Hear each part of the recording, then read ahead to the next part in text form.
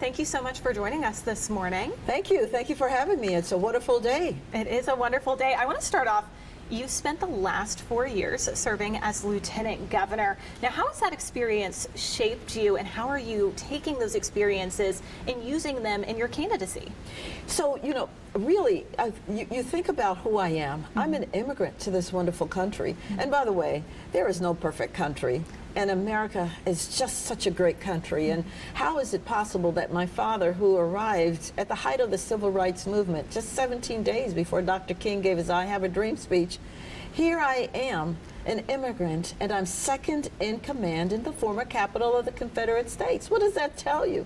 That America, if you work hard, and you know, and all I did was stay in school and study, here I am. And so now I'm lieutenant governor. What does that mean? It means I get to preside over the Senate every time that they're in session.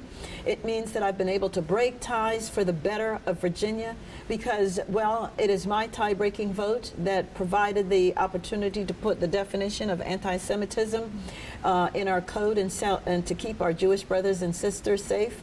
But then I did that way back in 2001 when I was first elected to the House of Delegates, and I was the one who brought the bill that protected us from the KKK. And in fact, about 3 months ago, somebody was prosecuted under that very same bill. So it's all about service. I've done it in the United States Marine Corps. I did it when I led a men's prison ministry. I've done it when I've mopped the floors at a food pantry and when I ran a homeless shelter. Service is what I do.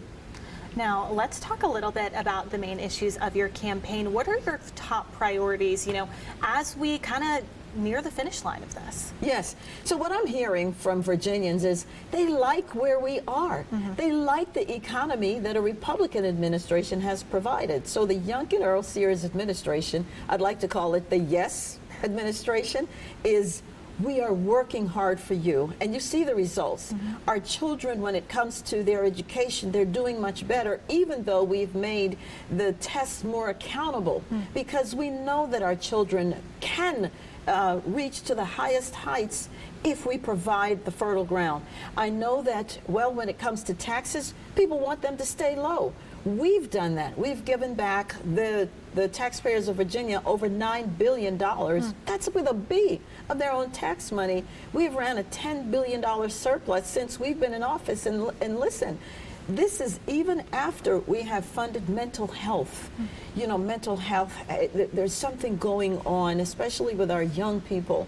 And, you know, somebody had to do something, and it was up to us to get it done. And so we've put so much money into mental health. We've put over $300 million into child care so that those who want to come back into the workforce can do that.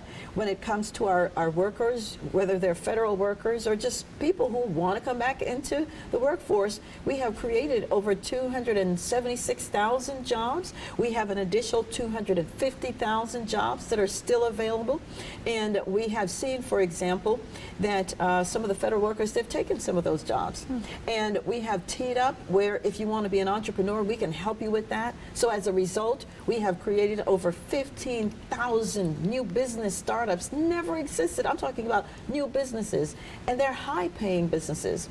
So the people like what they see that we're doing. We're going to keep doing it with me. I'm the one who's been there when we've made all this great progress, and you know, we've been doing the work. I don't know where my opponent has been, but we've been there. I don't need on-the-job training. I am ready to take command of Virginia on day one.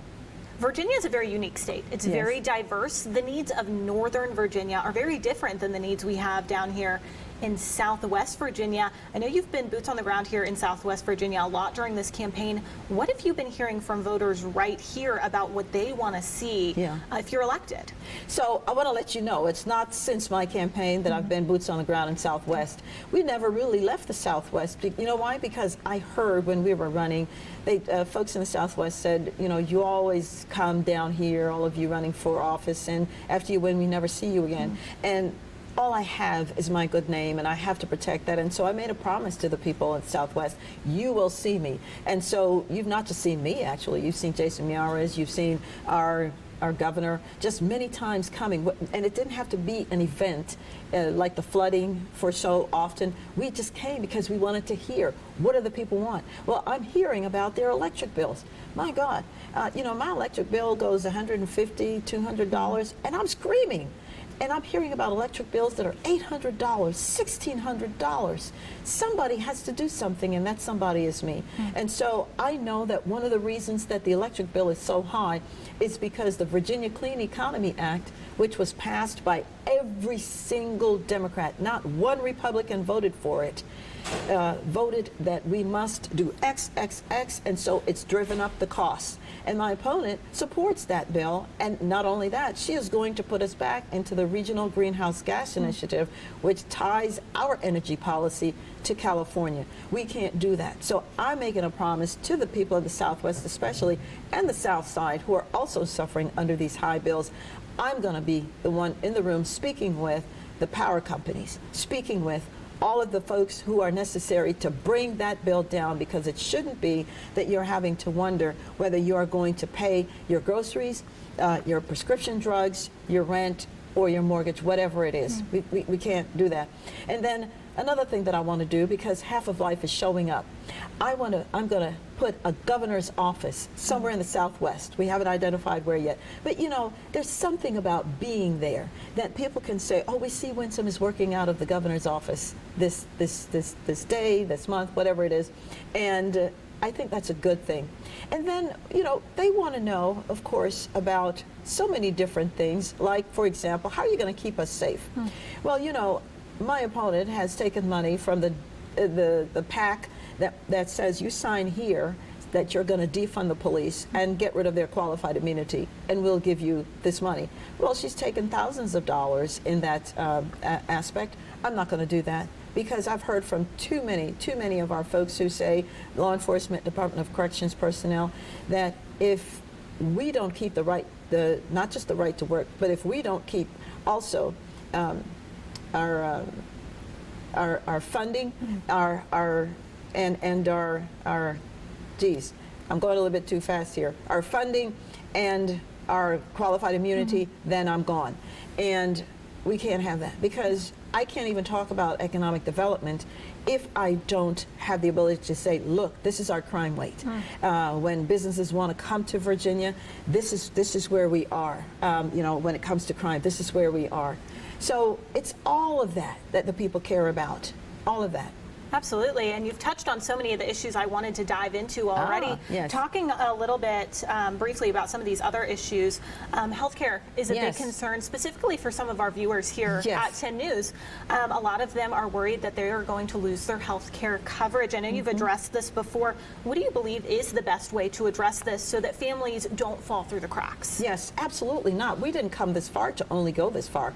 I want the people in Virginia to succeed, because if the people in Virginia succeed, well, Virginia herself succeeds. And so when it comes to health care, from what I understand, when it comes to Medicaid especially, it's the state program, as you know, and we have a great many Virginians who need Medicaid, and no one is going to lose their Medicaid, because from I understand the bill says is that if you are able-bodied, then you're going to be required to either work or go to school or volunteer for at least 40 hours for the entire month.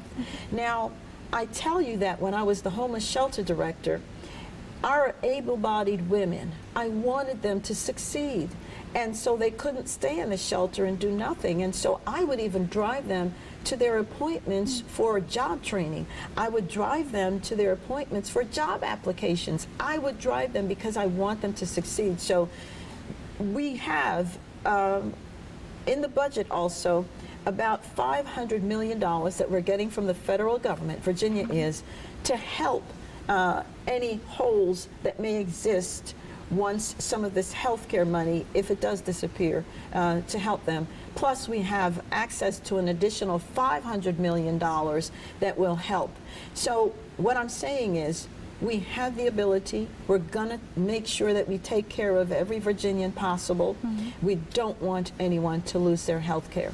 Absolutely. Now, one of the things we spoke about last time we spoke was the car tax. That Yes. has been a big point for you. Yes. It's definitely a move that would be popular with many drivers, Yes. I know. Now, how would you make that happen, and where would the replacement for that revenue come from? Yes, good question. Not that you have been asking good questions, but listen, people want to get rid of the car tax. They don't like paying it. I mean, I have a car 14 years old, and I'm still paying the tax on this car, and I'm hearing from so many others. We actually, this very year, in January, Governor Youngkin put it in the budget to get rid of it. We have the money. Our localities would not have suffered, and yet the Democrats voted against doing so. Voted against it, and so this year it could have been gone. Now, I hear that my opponent wants to do the same thing. Well, she needs to talk to her side of the political aisle because they don't want it gone. With me, I'm not going to compromise. We must get rid of it. The people of Virginia have wanted it for so long. It is time. Gotcha. And now, I know we don't have a ton of time, but I do want to talk about a couple more things. I know parental rights have been a staple not just of your campaign, but of the Youngkin administration in general. And a lot of that comes down to transgender students in school. That has been a very big topic of conversation, specifically in the last few months, I feel like. How do you plan to kind of address the concerns around this? Because there are a lot of opinions on the topic. Yes, yes. So, you know, my policies will work for everyone's children, whether they're transgender, whether they're whatever it is. You know, if you're a Democrat parent, a Republican parent, independent, anybody in between. What we're simply saying, and the parents are saying, is this: we want our girls to not have to compete against biological boys in sports. It's just not fair. Girl sports are for girls. There it is. The other thing parents are telling us is they don't want their girl children to have to undress in locker rooms with biological males. It's that simple. Privacy is an issue. And remember who we're talking about. We're talking about girls who are just coming into their bodies. You know, they're trying to understand what's going on. And you know, we have things going on in our heads as, you know, we were there. And we just want privacy. What could be wrong about that? And as you see, just because that was what I was espousing, that everyone has equal rights, then that sign showed up that said, you know, Winsome, if trans can't be in your bathrooms, then blacks can't drink at my water fountain. What century are we in that this is what we're talking about? I mean, this woman went from me as an individual to black people in general. And here's the problem I have with that. Well, that sign had been held up for a whole hour, and there were 150 Democrats, about 150 to 200 of them, and nobody told her not to do that. And it took me asking my opponent to come out and say something for her to say anything meaningful. We can't have that, not in Virginia, not in America. Gotcha. And now I only have a couple more things for you. You've Okay. already touched on the economy quite a bit. Yes. But I want to talk a little bit about recent polling numbers. I know that throughout this election you have kind of trailed in the polls. And also in fundraising. How do you plan to kind of pick up and keep up momentum as we head into these last couple months? I mean, the election is right around the corner. Oh, so here's the thing. It will come as no surprise to anyone that Democrats generally outraise Republicans. I mean, 2 to 1, 3 to 1. So what do? Well, we pray. As everybody knows, I'm a praying woman. And we just know how to spend the money better. And so you've seen now the momentum, as you say, picking up. And so we're getting the money in, and we're making it go farther. But I think more than anything than money, because this election isn't going to turn on money, it's going to turn on the common sense ideas that we have, the taxes that are low, the car tax that we're going to get rid of, the gas tax that we've gotten rid of. There's so many things that we're doing that put more money in people's pockets. The first $20,000 of law enforcement and Department of Corrections personnel that I'm not going to tax, the first $20,000 of their salary, the keeping us safe aspect, the bringing jobs to Virginia. All of this is what the people of Virginia have said that they like. And then you talk about the polls, and you know, polls go up, they go down, they go sideways, but our internal polls show that we're actually closer than the other polls are showing, and so we know that we're on the right track because we have the right ideas, and as people start paying more attention, we're going to win, because a win for Virginia will be actually a win through me. We're going to show up at the polls, and we're going to keep the good times going. Virginia must succeed. She will, with me. Now, abortion and reproductive rights, those are also, you know, not just statewide, but nationally, very big talkers. Where do you stand on these issues, and kind of what specific policies do you want to see put in place in the Commonwealth? So, you know, I am mindful that fully 40% of all abortions, believe it or not, are being had by black women who only make up 7% of the population, childbirthing population. And so my question is, who doesn't want black women to have their children? And then my opponent believes that abortion should be legal up until the hour, even the very minute that the baby could be born.